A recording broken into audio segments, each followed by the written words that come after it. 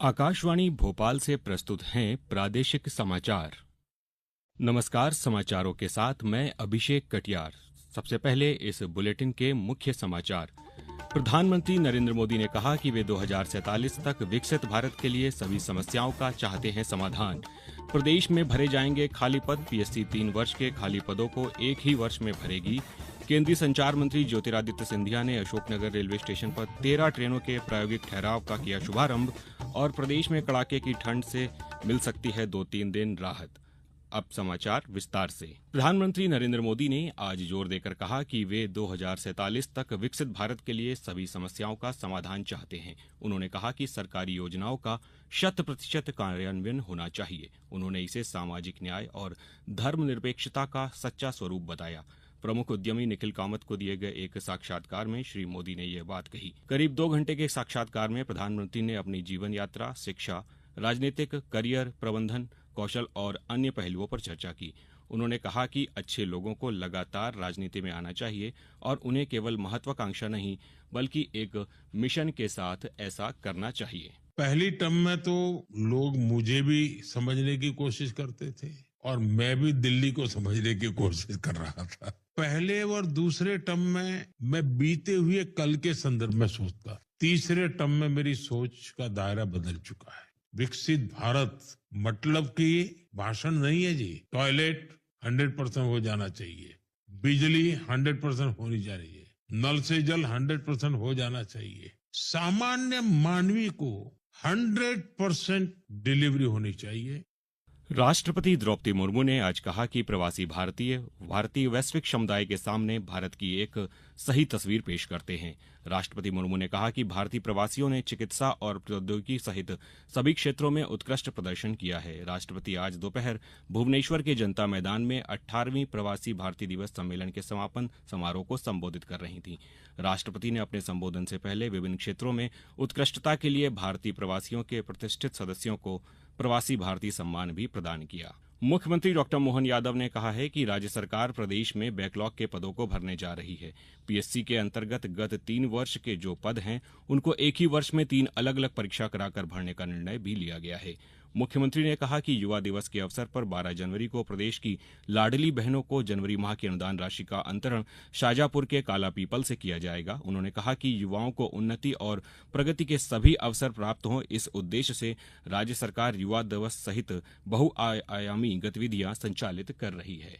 मैं एक बात आपको और बताना चाहूंगा कि पीएससी के भी पिछले 3 वर्ष के अलग अलग प्रकार की परीक्षा इसी वर्ष कराते हुए हम सभी प्रकार के युवाओं की प्रतिभाओं को मौका देने का निर्णय कर रहे हैं। और युवा शक्ति मिशन के माध्यम से 12 जनवरी से जो हमने अपना अभियान लिया है, खास करके लाडली बहनों की राशि का वितरण भी शाजापुर जिले के काला पीपल तहसील से हम कर चारों सेक्टर में समान रूप से सरकार काम कर रही।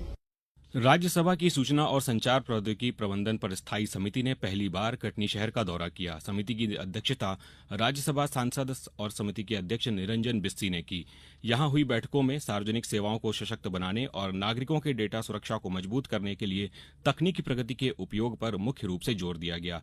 इस अध्ययन दौरे की शुरुआत 9 जनवरी को हुई और यह कल तक जारी रहेगा। इसमें राज्यसभा सांसद गुलाम अली तथा राज्यसभा के संयुक्त सचिव डॉक्टर कुशल पाठक सहित अन्य सदस्य सम्मिलित हुए। सागर जिले के इंदिरा गांधी इंजीनियरिंग कॉलेज के मैदान पर चल रही अग्निवीरों की भर्ती के लिए शारीरिक परीक्षा में 42 जालसाज अभ्यर्थी पकड़े गए हैं। सेना के अधिकारियों ने दस्तावेज परीक्षण में इनको पकड़ा है। इनमें से कई ने आधार कार्ड मार्कशीट में अपनी जन्म स्थिति बदल दी थी तो कई ने अपना पता ही बदल डाला था।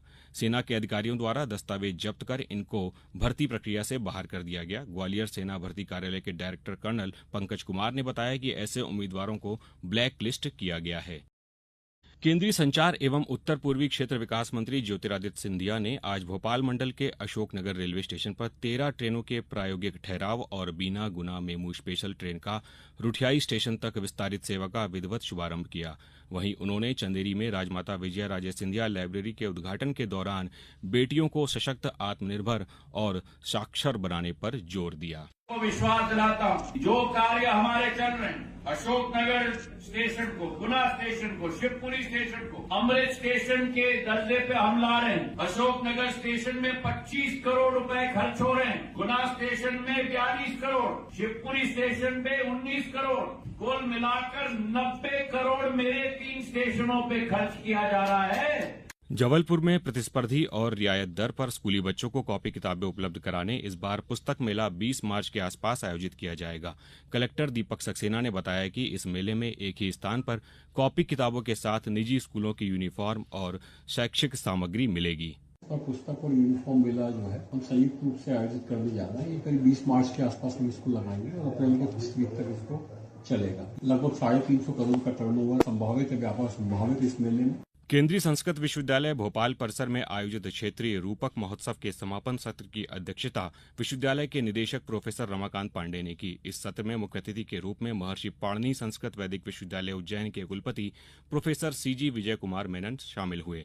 इस कार्यक्रम के विजेता आगामी माह में भोपाल में ही होने वाले अखिल भारतीय रूपक महोत्सव में प्रस्तुति देंगे। प्रदेश में कड़ाके की सर्दी से कल से 2-3 दिन राहत मिल सकती है। मौसम विभाग के अनुसार 12 जनवरी तक ग्वालियर, चंबल, रीवा, सागर और जबलपुर संभाग के जिलों में बूंदाबांदी होने के आसार हैं। इस दौरान दिन रात के तापमान में 2 से 3 डिग्री की बढ़ोतरी होने का अनुमान जताया गया है। वहीं कोहरा भी रहेगा। 13 जनवरी से कड़ाके की ठंड का दौर फिर शुरू होगा। इसके बाद तापमान में फिर गिरावट होगी। अब कुछ समाचार संक्षेप में। रतलाम मंडल से नई दिल्ली के तमाम स्टेशनों के लिए पार्सल से संबंधित सभी गतिविधियां गणतंत्र दिवस समारोह की सुरक्षा के मद्देनजर 23 से 26 जनवरी तक बंद रहेंगी। छतरपुर पुलिस अधीक्षक अगम जैन ने थाना सिविल लाइन क्षेत्र के ग्राम दालौन में आयोजित जन चौपाल में गांव के बुजुर्गों और नवयुवकों से संवाद कर उनकी समस्याएं सुनी। सीहोर नगर पालिका परिषद के सभागार में आज ई नगर पालिका 2.0 सॉफ्टवेयर लॉन्च किया गया।